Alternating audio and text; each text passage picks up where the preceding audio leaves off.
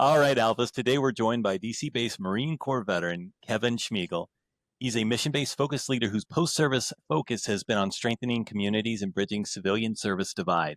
Kevin, we really are so happy to have you here. Thank you, and welcome to the Tango Alpha Lima podcast. Well, thank you for having me, Joe and Stacy. I'm really excited to talk to you and your listeners and your viewers. And Stalkers. Yeah. Mainly Joe's stalkers, but hey, Kevin, welcome to the show. And also, most importantly, thank you for your service. I like to get to know our guests a little bit, not just what we can read in a bio, because those are really, really important. But I think it's really good to know what got you to that point.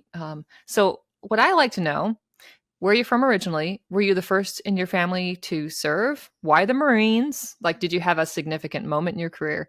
How was your transition? I know that's a lot to throw at you, but I think we've got time. Let's do this. Great. Well, I like this question to start just because I think our history is our future. My dad served in the Marine Corps in the 60s, so everyone knows what it was like to serve during the Vietnam era. I was actually born in Camp Pendleton, California, in the Oceanside Naval Hospital, the old one, not the new one. Nice. There. Yeah. And then my dad, when he got out of the Marine Corps, settled back on the East Coast. He grew up in Long Island with my mom. And after a couple of years in a two-bedroom apartment with my brother and sister and my parents, my dad got a job that allowed us to move to a town called Toms River, New Jersey. So I consider Toms River, New Jersey, my hometown. Grew up on the Jersey Shore, listening to Bruce and Bon Jovi. And most people think that I decided to serve because of my dad.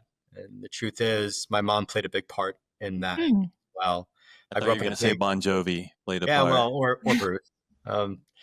But the truth is, I had 5 brothers and sisters, big Catholic family. And my mom really instilled in me the value of service, volunteering at the church and food banks and in community service projects. And as much as I wanted to be like my dad, I think my mom's influence on me was the biggest reason I decided to serve. I went to a Catholic university, a small Jesuit school called the College of the Holy Cross in Worcester, Mass. And I often tell the story of a Jesuit priest. Right after I graduated OCS, it was the fall of 1988. I was about to be a Marine. I just needed to graduate and stay out of trouble, right, Joe? Just not stay the course. And it was a Tuesday in November. And in Worcester, Massachusetts, when it's that time of year, if it rains, especially when it gets down to like 34, 33 degrees, the rain would hit a tree or a building or the ground, and it would instantly turn to ice. So I can remember I'm walking back from drill, and I have this service uniform on. We were midshipmen at the time, so it was black with a white cover. I'm walking up the hill, and I could feel the rain hitting my cover and pelting it and making this sound, and actually freezing to the cover. So my head was down, and I was having these doubts about serving, about my decision to serve. All my friends were getting accepted to law school and med school and going to get their MBAs or big time jobs in Boston or New York or Philly or LA even. And I was having doubts like, am I making the right decision? And in that moment, this legendary priest named Father LeBran, who actually wears a different hat, Joe, not the hat that I'm wearing or you're wearing. He had this Stetson. He's in his 70s. He had a Stetson. Everyone could see him on campus in a cane. And he could see me looking down. And he yelled out in this loud, booming Irish brogue, "What's troubling you, my son?" And I looked up and I saw him, and he was just a few feet away. So I shared with him the challenges that I was having, the doubts that I was having. And he just let it linger. And he touched me on the shoulder and he said, "We are all called to serve in different ways." And he just kept walking, and his cane hitting the ground. And ever since, that's been my guidepost. So 20 years in the Marine Corps, a decade leading nonprofits, and now a social impact service disabled veteran-owned business is probably doing more than a lot of nonprofits in our space. So I've been called to serve in different ways. That's been a guidepost ever since. And when I don't serve, I'm not the same person. So my time in the Marine Corps is just one chapter. I think we have to look at it that way. And I will tell you, there were Marines that had doubts that I shared that same story with. And I will tell you, when I was running nonprofits and I was run down and tired, and even in this business, and I felt like quitting, there would be a message from Father LeBrand tapping me on the shoulder saying, we're all called to serve in different ways. That could be a 23-year-old sergeant when I was the founder of Hiring Our Heroes, who I met at a hiring fair. I literally had talked to my wife and kids saying, this is the last one. And he came up to me that day and said, sir, you changed my life today. I got a job. And that was like Father LeBrand saying, no, you got to keep on going. So, Oh, like wow. a drug. Well, thanks, Father LeBrand. Is he still kicking? He is not. Okay. But anyone that went to Holy Cross, over 3 decades when he was there remembers him and the impact that he made. And Jesuit universities at large instill the same value of service that the Marine Corps did in me, and the Air Force did in you, Stacy, and Navy in you, Joe. It's like well, I'm sorry, Joe. No, I was just going to add that, you mentioned that when you said that to him, he sat on it for a second. And we were talking about that earlier with chaplains. Like, the best chaplains are the ones that just make you feel loved and listened to. And so in that moment, he probably knew exactly what to say to you, but he wanted you to sit and think about it. Because sometimes when you ask a question out loud, you realize what you want. You realize what you're looking for. Sometimes it's just saying it out loud to someone who makes you feel listened to can really open up your heart. Well, and I wanted to say as well, is it's incredible how one person can have this sort of ripple effect. And he touched your life and helped you make that decision, but not just in that moment, but throughout your life. And how many shoulders did you touch throughout your time in mentorship and outreach, and they're touching somebody else? And it's so profound how we can do that for each other. Thanks for sharing that. Amen. So 20 years in the Marine Corps. That's incredible, man. That's too many. I say that with love. So what, you've talked about this idea of service, and you switch into that military mindset to civilian military divide. Like, there's a gap there. And for somebody like me who was dealing with injury and trying to figure out, how to be a father and a half decent husband just to hold it together, and you see that gap, and it's very difficult to find out what to do with that. But it sounds like to me you saw that gap as something that needed to be filled, and not something that needed to be navigated. And I think that's a trap that I got myself caught into. And so my fall into nonprofit was, I've always been teachable. So for me, when I realized that this worked for me, I held on to it for dear life. But it seems to me like you saw a problem and said, let's start digging in and fix this. And so how did that journey for you lead to founding Hiring Our Heroes and now leading ZeroMils? How did that happen? Like, how did you go from seeing that problem and saying, let's fix it, instead of like every other person who just has to navigate around that to mind the gap? Yeah, I mean, I guess I could start with it's the wisdom of years, right? My age, my experience, and being a little bit retrospective and looking back. If someone asked me and to describe in less than 9 words, like what Father LeBrand said to me, which is a guidepost, if they asked me what my life's work is, I would say it's to bridge the civilian military divide. Again, I'm 58 in a few weeks. I'm looking back now, and I can say, in truth, that's what I was called to do all my life. If I were to be honest, I think I was part of creating the civilian military divide when I served as a Marine for 20 years. Because if you think about our community, if you think about when you're serving, who are you going to rely on when you move 6 times in 11 years with your kids over those 20 years? Who are you going to rely on if you deploy to 50 countries and you spend 1,000 nights away from your kids? You're always going to rely on the people to your right and your left and your front and your back. And we create part of the divide. So if I were to go back, I would take time and take pause to reach out to my civilian neighbors and not look for sympathy or pity. That is not my mantra. I would try to create understanding and empathy about service, and I would share my stories openly. One of my biggest pet peeves is when people say, thank you for your service, doesn't mean anything. Well, the civilian is starting. That's a start of a conversation. And we have to reach halfway across the bridge to close that gap and share our stories in an open way. And when someone says that to me, I thank them and say something that's funny, like, well, it's the best thing that ever happened to me. It kept me out of trouble. But then I lead with, do you want to hear more? And listen, there are some common denominators, some common experiences that we share, like we're all a kid, or we all have kids, or both. Like, so the fact that my kids went through multiple deployments, multiple moves, had to say goodbye to old friends, say hello to new ones, reassimilate, and we did it as a family. I'm not looking for sympathy or pity. I'm looking for understanding and empathy. And that is how we bridge the divide. So Connection. right, connection, Yeah. and looking people in the eye and sharing our stories, because then they go beyond, and then they're not afraid to ask the next question and the next question and the next question. And we break down these barriers and these obstacles. So hiring our heroes, we bridge the civilian military divide in the workplace. We created understanding with employers, not sympathy. I used to bite my tongue when an employer said, hey, we're doing the right thing. 3 years later, they realized it was right for their businesses. That is why we drove down veteran unemployment from 10% to 3% today, from 2011 to today. Like it was a charity thing of sorts, like they were hiring into.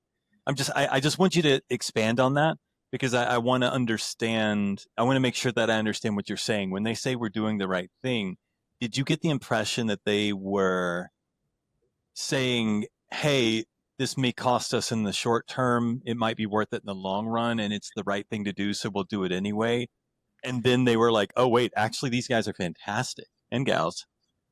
Yeah, I mean, in a nutshell, yes. But let's go back to when I was a Marine, because the reason I started hiring our heroes was largely for enlisted Marines, soldiers, sailors, airmen, guardians, sentinels. It wasn't really designed for officers and staff NCOs. And especially not warrant officers. Yeah. it was really focused on what I knew to be true. And when I was the head of enlisted assignments, the monitors, the people who assigned 172,000 Marines worldwide, the 60 men and women, the senior most people in their occupational fields, we would go around the world and re-enlist Marines too. During a time of war, we re-enlisted 1,100 Marines in Iraq.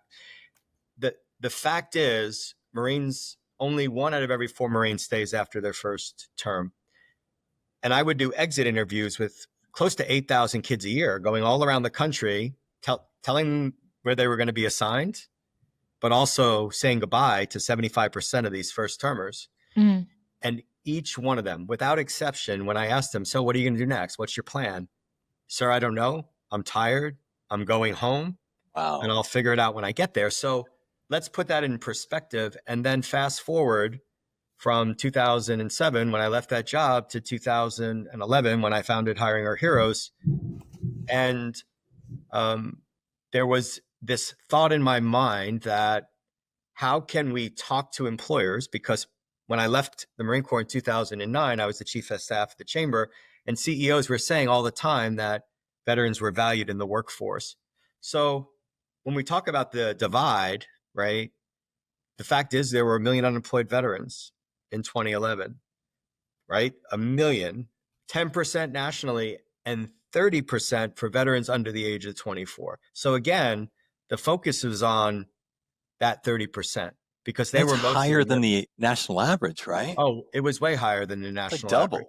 Way higher. Well, So I don't know quite double. Sorry, go ahead. But Joe, think about the stigma that existed at the time, right, Stacey? It was like everyone thought we were coming back from war broken. Mm. And they were saying it's the right thing to do based on perceptions that were built over time, that were in the news, that were in Congress, that were in the public's eye. So when they said that, I was just trying to stop the bleeding. I was just trying to address a problem at the time that I knew needed to be addressed. And the service member had to do work too. There was a reason we had this massive problem.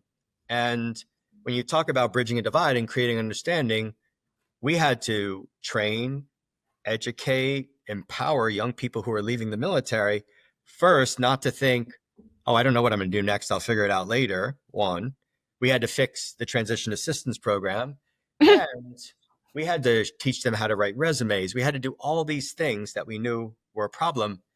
And I let the employers say that because I knew if we got people into their companies, if we got Marines, soldiers, sailors, airmen in their companies, that they would be successful. And literally, the problem was solved. So if you go back to 2014, veteran unemployment year after year has been lower than civilians. Month after month, lower than civilians. And that's one of the things that I talk about all the time now is it's not as big a problem as we're still making it out to be. I'm not saying that we don't want every veteran to have a job. We want to help the ones that need the help. What I'm saying is we need to focus on other measures that matter, like retention and underemployment, and those things that ZeroMils is focused on right now. Yeah. I think you mentioned the broken veteran narrative. So when I first started reintegrating back into society, it was really hard for me because my whole identity was me in the military. I'd never thought about or never had any inkling because my plan was to go 20 years. So when my career ended abruptly, not on my own terms, I was not ready mentally, emotionally, physically. And speaking of physically, I actually hid that as best I could because I didn't want to be dawdled over or thought differently or have people thinking that I was like a ticking time bomb. Because I think there was, as you said, a perception about the broken veteran narrative where you've got to tiptoe around them. It's going to be difficult having them in our work environment because we really don't know what to expect. So I hid that from everyone to a disservice to myself. If I had just been a little bit more open, perhaps I would have given people the opportunity to better understand that I wasn't broken, that I was in the process of healing and wanting to get back to my new normal, whatever that was going to be. Thankfully, I met Joe along the way, and he convinced me to get a service dog, and things went rapid from there. And you can't hide your disabilities when you're walking alongside a billboard. So, but anyway, I'm really thankful that you brought that up. What is ZeroMils doing? What is your mission doing to help mitigate those broken veteran narratives and to help veterans like myself overcome those misconceptions within with different workforce? Well, what you address is really our why. I think after I left Hiring Our Heroes in 2013, truth be told, I had my own issues with my health, and I was on the verge of a nervous breakdown. I had to leave Hiring Our Heroes. I was working 80 or 90 hours a week, and literally, it was the worst thing that I could ever do because in leaving, I tried to save my first marriage, and I tried to get back on the right track with my health. And what happened over the next 6 months to a year to 2 to 3 years is I lost my identity. I lost my sense of purpose. I lost my tribe. I took worse care of my health. I started self-medicating. And I clearly wasn't seeking self-improvement, which are the things that we talk about at ZeroMils now. And for 3 or 4 years, I was in deep depression. And one day I went to an event that Bonnie Carroll had with TAPS and the Washington Capitals. I still have the hat. It's a Courage ball cap. I wear it all the time on runs and as reminders to me that could happen to me again. But I share that story because there was a Marine Vietnam veteran at that event with Bonnie, and he came up to me and said, "What's wrong?" It was a father the brand moment. He literally looked at me and said, "What's wrong with you? Like, what's bothering you?" So I shared with him that I was struggling. And at the end of it, he literally had a father the brand thing. He said, "Well, that's simple. Just go back to nonprofit work." God is my witness. The next day, I'm sitting at my desk at the U.S. Chamber of Commerce, where I was a fundraiser, very successful, making a ton of money, working half the hours that I did at HOH. And I got a call from Korn Ferry offering me a job at a nonprofit, or offering me to come interview with a nonprofit called Thanks USA, a need-based scholarship foundation. I went there for 18 months. I was headhunted again, went to a nonprofit called Operation Gratitude, which you probably both know, the largest volunteer service nonprofit in the country. Have impacted nearly 4 million service members, veterans, first responders, and their families with care packages. But I share all that because at the end of that decade, I saw this growing trend with my business partner, who's actually the COO at Operation Gratitude, this growing trend where I saw companies, nonprofits, government agencies, everyone talking about our community in a way that wasn't a true reflection of who we are. Like, I can speak from a position of weakness and vulnerability about the challenges I had, but I don't want to talk about that as who I am. Like, and we as veterans choose how we are seen, how we are heard, and how people speak about us and show us to the public. And listen, 20 years of war, we're going to have our challenges, but everyone and their mother in 2022 was still talking about the challenges and not the opportunities. It was like I was thrown back to the time when people said it was the right thing to do with employment. And companies are still saying we're military friendly. Well, what does that mean? Nonprofits are right. What does that mean? I wonder. Like, there Well, I'd is like no a like. business to be like, we're military aggressive. I mean, there's lots of terms you can use. We came up with military thriving. So I don't want to belabor the point, but we saw a need that needed to be addressed. And our why is to change the broken narrative. Our why is to show young people that service leads to positive outcomes. We have the lowest propensity to serve in the history of the all-volunteer force. Only 9% of young people are willing to serve our country, right? And 62% of them, this is DOD's figure, not mine, 62% of them think that every service member leaving the military will have a psychological disorder. Mhm. Again, I am not discounting the challenges. I work every day with hundreds of nonprofits to address those things. I'm just saying we need to find balance. To change the broken narrative, we can't just talk about the struggles. We have to talk about our strengths. We have to talk about the triumphs and not just the trials, right? We have to find balance. So ZeroMils was founded in response to those trends. And our mission is to create military thriving cultures and communities by giving veterans, service members, wounded warriors, caregivers, families of the fallen, the 5 things that they need to thrive. And it's not just meaningful employment. That doesn't define who we are only to. No, I love that. You talked about, the drop in recruitment because of what is perceived within our community. But I also wonder, like, has anybody really looked at the overall mental health of our nation, not just within our community? I think there's been such a spotlight on us because combat related PTSD is so very unique.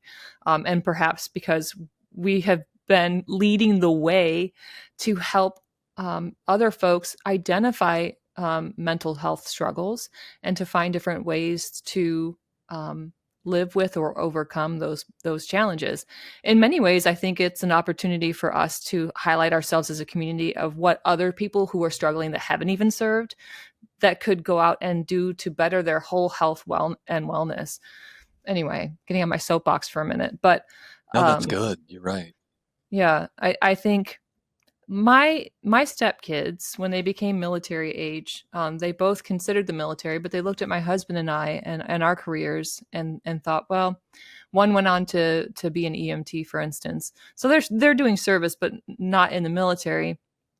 And when I asked them about it, they said, they looked at our deployment schedules and stuff like that and how that impacted our personal lives. And they were both inspired to do service, but they cited that ops tempo and things. And I was pleased to hear that it wasn't necessarily the struggles that mental or physical struggles that we had, that we set a really great example that no matter what you choose to do in your life, there will be mountains you have to climb, and how you're going to overcome those obstacles is really what makes you the person that you are. And I think the military community is definitely overlooked in that respect a lot because of that broken veteran narrative.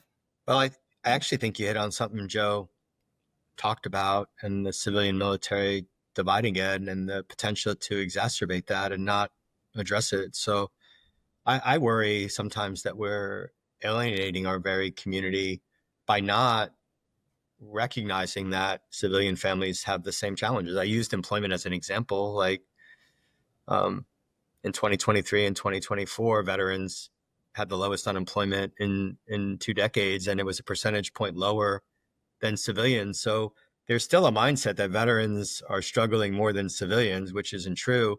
And if you look at other factors that we talk about, we aren't recognizing enough that we can inspire civilians to get through those challenges too. I mean, some of the greatest innovation for mental health and prosthetics, right, has been driven by what's happened to our community and us stepping up to inspire innovation, inspire care, inspire getting people from barely surviving to thriving. And listen, we all struggle. It's not peculiar to the veteran community. And I think we have a chance to lead. So when we say create military thriving cultures and communities, we're talking about what we know, and we trademark military thriving because we're trying to get companies to go beyond military friendly. We're trying to get universities to go beyond that, all to improve retention rates, all to improve the outcomes that will literally catapult their businesses to the best in their industries and help them make money so they can do more good in the community. The same thing for a community. You can't go to a state in this country without seeing a bumper sticker or a sign on their on the border that says we're the most military friendly state in the nation. Well, what does that mean too? We're bringing such value as veterans, and we have a chance to take that value and shout it from the rooftops. And I think we recognize the challenges. We talk about them openly, but we also say, my community helped me get through this. Like there's so much great storytelling, and you both are doing that every day. This storytelling is the way to bridge divides. This storytelling is a way to build empathy and understanding, but also make a difference. So think about a thriving America. Think about thriving communities where veterans are seen succeeding, leading, growing, thriving, and inspiring the next generation to serve. That is what this is about. This is not just about our military thriving. This is about our country thriving. This is about regions of the country thriving. This is about companies and organizations thriving because they take care of their people. They take care of their residents. They take care of their business owners and their civic assets. And we are the best employees. We are the best business owners and entrepreneurs in America. We are giving back and serving as volunteers at the local level at much greater rates. So we are in a position to show young people every day, that we are veterans, we served, and we are thriving as a result of our service and not in spite of it. That is our call. We earn the title Marine, soldier, airman, sailor. We have to earn the title veteran. We're not entitled to that.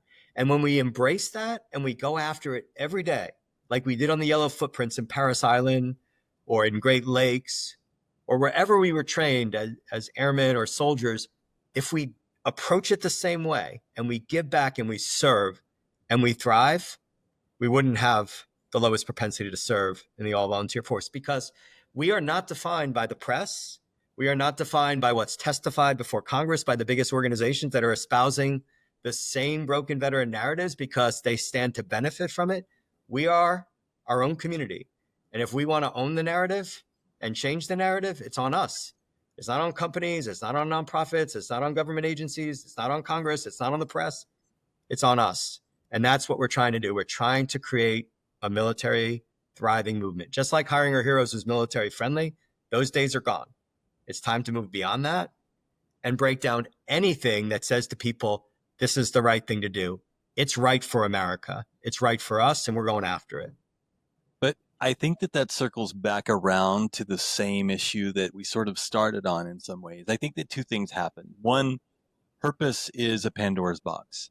The moment you realize that you can have an impact on the world, and in the military, it's easy.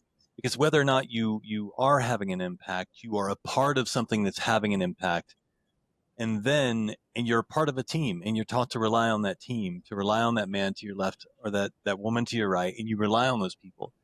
We get out, we're not part of that team anymore, but we've got that flawed team mindset where we don't want to be the weakest link. We don't ask for help.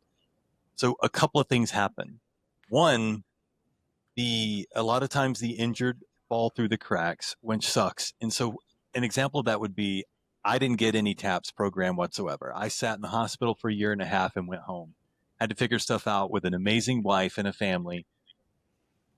And I learned a lot about myself doing that. Having said that, I, as an injured, all-American, big guy, when you think injured, American man, I can be on a poster. In fact, I am on some posters, but and dog treat bags. But the thing is, though, is when you put people on a pedestal, that's an empty purpose. And it feels like if you take somebody like me and you say, you don't have to work anymore, you don't have to do those things anymore, you're 100% disabled. You're like, in a weird sort of way, the economy sucks, but in a weird sort of way, veterans having to go back to work is better for their mental health than any other thing that we could do for them. Because again, they find that purpose and they have that purpose again. So I circled back around to that because, kind of like what we were just talking about, if our goal is to shift away from that broken veteran, we have to do two things. We have to stop babying each other. And that buddy thing where we check on each other to make sure we're okay also needs to be a motivating, like, what are you doing? How can I help that? What are your goals? What can I do to help you reach that? And that's what you're doing, but we're stuck in that gap. Like, just trying to navigate through and survive. We're treading water, not learning how to swim because we're in the water and we're in that survival loop. So I say all that to ask you, what can we do veteran to veteran? And then going up a step, what can we do as a community of veterans to support one another? And the American Legion, like, how can we step it up? Because it's clear that we're on the right track, but how do we make it easy for veterans to do that transition and find purpose again?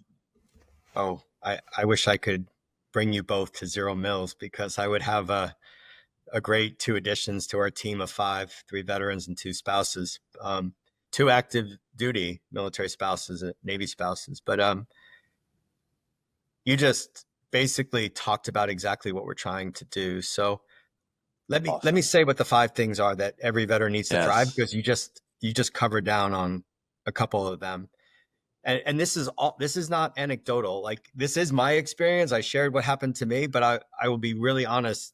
There's research that backs all this up, and we're going to do further research with some pretty cool academic institutions that a lot of people know about that we'll be announcing soon. But let us know what we can do to help. Yeah. So meaningful employment is what everyone talks about in transition. Of course, you need meaningful employment to thrive. That could be through small business ownership. So that's the first thing. But everyone's stuck in that first thing. So let's talk about the other 4 things. A sense of purpose through continued service. We over-index on that completely when we leave the military. You can find that in work. A lot of work that we do, you can find it. But let's say you don't. You need to find it outside of that, right? So there are lots of nonprofits that I could name and that we work with in order to give veterans those opportunities. If you think about sense of purpose through continued service, you have to realize as a veteran that we give it through volunteer hours 30% more of our time to volunteerism than our civilian counterparts. So again, all data driven. The second thing is a connected community and a tribe. Like, we use the word tribe, but it's literally what I was. When I say these 5 things, I was getting these as a Marine more than ever. So we're not even telling young people when they're in the military that they're getting these things before they leave, and they have to look for them again. So meaningful employment, a sense of purpose through service, connected community and tribe, so you don't feel alone and isolated. Health and well-being, physical, mental, spiritual, emotional health. And lastly, the kit bag, right? Because I didn't smile because of what you said. I smiled because you're like mimicking my whole mindset. I love Same, what you're doing. Joe. Same, Joe. I'm right there with you. I'm grinning because I love what you're doing. Sorry, keep going. And the 5th one, because you wouldn't want me to go to 50 of them, we call the kit bag, right? You probably heard this term. When we were Marines, if you found something good that you could take to the field or to your mission, we would say, I'm going to laminate it. I'm going to put it in my kit bag, and I'm going to take it on my mission. So the kit bags are those things you need to constantly seek self-improvement in your life: education, training, certification, being a mentor, being a mentee. Like, those things reinforce the other four. But listen, the military provides you with opportunities to constantly seek self-improvement. I mean, jumping out of airplanes was one of them for me, but I wouldn't call that one of the bucket lists that I'm taking with me into civilian life. But those five things are exactly what service members, veterans, and their families need to thrive. So when you talk about it, what can we do for each other? We're all individual people, and we all have different chemistries. So we all over-index on one of those five things, and some more than others. And listen, this is like a bell curve. Like, there are veterans in the bottom 5%, bottom 10% that are struggling, really struggling, not discounting it. I was one of them. And then there's a vast majority of us that are doing okay, doing good, even doing well. And then there's 5 or 10% of us that are really, really thriving. What I'm saying is the 90%, right? The 90% that are lifting up the other 10%, that's where the opportunity is. So we have to hold each other accountable. And I think the buddy check analogy is another beautiful thing. Like, I do that every day, every week. And on LinkedIn, I get more than 100 messages a week from veterans who are struggling, and I answer them. And you know what? That's It's tough. always related to these five things. It's always, and listen, a lot of those 100 are people that were doing really well just the week before, because they're losing sight of it. So the answer to this is getting upstream, right? And talking to young people when they're leaving, before they leave, about these five things. Not just about, oh, you need to get a job, you need to get a job, you need to get a job. That's not all that defines us, right? What can we do to find those other four things? And if we see someone that doesn't have them, what can we do to equip them to get them? And listen, sense of purpose through continued service, the mission continues. Travis Manion Foundation, Team Rubicon, Connected Community, Team RWB, Wear Blue Run to Remember, right? And those also take care of your health. And we can go on and on and on. We support hundreds of nonprofits, and that's how we connect the veterans. So when those 100 call or message me, I'm the one right back to them saying, try this out, try this out, try this out. And if I need to talk to them further, I do, one-on-one. That's how you solve the problem, Joe. The last thing is the Legion. So I will share a story about hiring our heroes, and then I'm going to pivot to this, because I'm talking to the American Legion and the VFW about this, and I want to do this with the American Legion.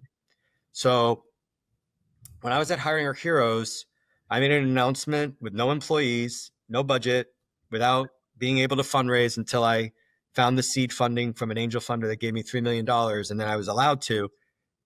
I needed to scale to do 100 hiring fairs in the first year and 400 in the second year. That's a really big vision. The way I did that is I went to the American Legion Convention in August of 2011, and they gave me a platform to talk to every person that was at that convention, hundreds of post commanders, district commanders, regional commanders. And I pitched them on hosting a hiring fair at a Legion post. That was it. And literally dozens of them flooded the stage. 236 of the 500 hiring fairs that Hiring Our Heroes did in 2011 and 2012 was at an American Legion post. And that is how we solved for veteran unemployment. And guess what? Those veterans in those Legion posts were setting up tables, getting coffee and donuts, engaging with young veterans, and their memberships were increasing. Mm-hmm. And what were they finding, Joe and Stacy? They were Tried. finding this purpose, connection, right? They were taking care of their Donuts. health, right? Yeah. But listen, Calories. like, the truth is, if ZeroMils could work with the American Legion at the national scale, we would be doing the events that we're doing in regions of the country focused on service, focused on veterans, engaging with young people at those Legion posts, doing very simple service projects like we did at Operation Gratitude or a food bank. And listen, a lot of the younger generation nonprofits that are doing purpose-driven work would flood the gates there too. So how can the Legion, a veteran service organization, make service the heart of what they do. And listen, this is part of how we build a military thriving community, or thriving American thriving communities, and change perceptions about service. And not just service in our military, service as first responders, in healthcare, in other industries that are vital to national security. So ZeroMils is going around the country. We've been to Dallas in March, in DC just 3 weeks ago. We're in Minneapolis on September 12th, the day after 9/11. We're in Charlotte in November, and we're bringing hundreds of veterans from employee resource groups, small business owners, with best-in-class nonprofits serving shoulder to shoulder with young people. And we're not making a big deal about it. We're just serving with them. And in the process, we're telling them our stories of service, and they're learning that we're successful in the private sector. They're learning that we're successful nonprofit leaders or public sector leaders. And they're saying, you know what? We were wrong. We were wrong about what we saw in the media. We were wrong about what we heard from Congress. We were wrong across the board. Perceptions will shift. Mindsets will change. And we will change the broken veteran narrative just by being present in service. So if the Legion wants to create a movement and change the broken veteran narrative, it's with organizations like ours that are willing to do the work at the local level, just like we did at Hiring Our Heroes, when we change veteran unemployment for the better forever. And you know what I'm saying will drive membership. You know what I'm saying will drive purpose, connection, health, constantly seeking self-improvement. I'm so passionate about this because this is the last thing I'm going to do in my professional career. This is my last chapter. And this is the one thing that I care about. And this is not just about service in the military. Our country and our democracy is based on service. It's foundational to everything that we know as Americans. It's foundational to our families. It's foundational to our faith. And it's foundational to our future. Young people want the same things we did when we lined up at the doors after 9/11, when every day was September 12th. These kids weren't even born on September 11th, and we are not reaching them and talking to them and engaging them in service, shoulder to shoulder, in the ways that they should. A Gallup survey shows that the 4 things that kids want is authenticity, purpose, connection, and community. Where are we reaching them? Where are we going halfway across the bridge at veterans to inspire the next generation to carry the torch? And Exactly. Yeah. I'm sorry. I just want to add here that I think part of the problem here is that with the breakdown of the concept of a tribe, and I don't necessarily mean, Sebastian Young, I'm not trying to necessarily get into that concept, but just more that many of us grew up in neighborhoods with tight groups of friends and things like that, or we're parts of sports teams and stuff like that. And so we know what it feels like to be connected to people. And I think that there's a digital connection that happens that shimmies its way between what the reality is and what the perception is. And I think that's one reason why we're having so much trouble reaching, is because they want this authenticity, because that's what they're not getting. It's this, everybody, you put every time you see somebody's nose disappear on a selfie, you're like, it feels like, why am I even on Facebook right now? I wouldn't recognize these people in a Walmart. Well, that's all carefully curated, though. Yeah. It's not authentic and real. Yeah. I think it's what Kevin's getting at. ZeroMils is going after creating military thriving cultures in a community, a thriving America where we're seen as leaders again. I, on September 11th, am going to really double down on my own passion for service, and I'm going to launch a Substack called The Service Project, and I'm going to do my best to reach young people, Joe. Like you say, I don't care if I look like an idiot on Instagram or the mediums that they use. I'm going to show people what service looks like, because I will tell you, when I was at Operation Gratitude, we did thousands of service projects. All over the country, a million volunteers. And I will tell you the one thing that will always stick in my brain, always. People, when they're lining up at a door to get in the service project, they come from every walk of life, veteran and civilian, every race, every religion, every politic, every ethnicity. And when they were lined up, they didn't think about any of those differences. And when they got in the room for 3 hours and they were serving shoulder to shoulder, they realized they were more alike than different. This is much bigger than we think with our country right now. And I have a responsibility, just like I did when I started hiring our heroes, just like I did when I started ZeroMils with retired Colonel Paul Cucinato, my best friend of 28 years and colleague. I have a responsibility to do more with young people serving. And if we don't, this isn't just a problem for the military. This is a problem in healthcare. This is a problem for first responders. This is a problem for teachers. This is a problem for the future of America. So I think every veteran has the same responsibility to share their stories, to find ways to serve, and to find ways to influence young people in doing both of those things. And it's a really easy thing to picture. We just have to do our part and live up to our full potential in doing it. And we shouldn't be afraid. We shouldn't be humble. We should be proud and courageous and really go after it hard because it's necessary. This isn't a question of if not me, then who? If not now, then when? Like, we're past that point. Like, we are really, really past that point. And I think we need to stop, reflect on what the military did for us, the good, the bad, and the ugly, and make a decision. And listen, when I was in the Marine Corps, I could not talk to young people about what they were going to do for their jobs. I was in no position. I was never in the private sector. How was I going to advise them, which is part of the problem now? And we certainly are not telling young people that are in the military right now that this is the most thriving time in your life.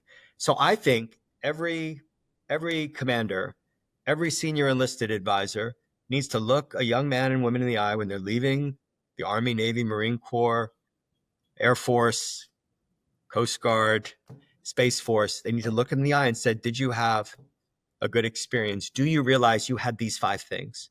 And they need to look at them in the eye. And if they say yes, especially if they say yes, then they should ask them nicely.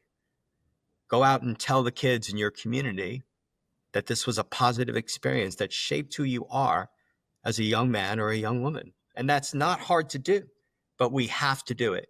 And listen, service comes in all shapes and sizes, all forms, and we don't need big institutions to do this. You could walk outside of your house today, idle a lawnmower right around 2:30 when school is getting out of session, like I did with my next door neighbor who lost her husband. And you could wait for a kid to walk by and say, hey, I'm in a little bit of a rush. I have a meeting in an hour. Would you mind cutting the grass with me to help Gladys, whose husband Barry died last year? She can't do it herself anymore. I guarantee you in that course of that hour, you could have a conversation about service, why it's important. And they would walk off feeling better about themselves. They would have purpose. They would see you for your authentic self. They would see the community and the connection that's made. And they would go on and carry the torch, just like you did when you decided to serve in the military and like you're doing today. I think it's really, really important that everyone who listens to you and the messages that you're giving take this on board, because that's the only way we're going to get it done. Creating opportunity, man. Alphas, Kevin has given us our marching orders, so be sure to visit ZeroMils website, zeromils.com, ZeroMils.com, and you can learn more about his incredible mission, him and his team, and how you can get your legions involved. And while there, don't forget to click on the social media links and follow them on your preferred platforms. By the way, if you're driving, don't try and click that phone. We've got it in the show notes, so it'll be there when you safely pull over. Before we sign off, Kevin, I want to thank you for your time, your service, what you're doing then and now. And is there anything that we haven't touched on that you'd like to share with the Alphas? No, I would like to thank both of you for what you're doing too. I think it's really important and you're a big part of the solution. So thank you for your service then and now and continuing to do what you do. I would love to stay connected with you. And if there's anything I can ever do for both of you, just let me know. We appreciate you, Kevin. Appreciate you, brother. Semper Fi. Semper Thank you Fi. so much for hanging out with us today. And Alphas, please stick around for some scuttle booty after the break.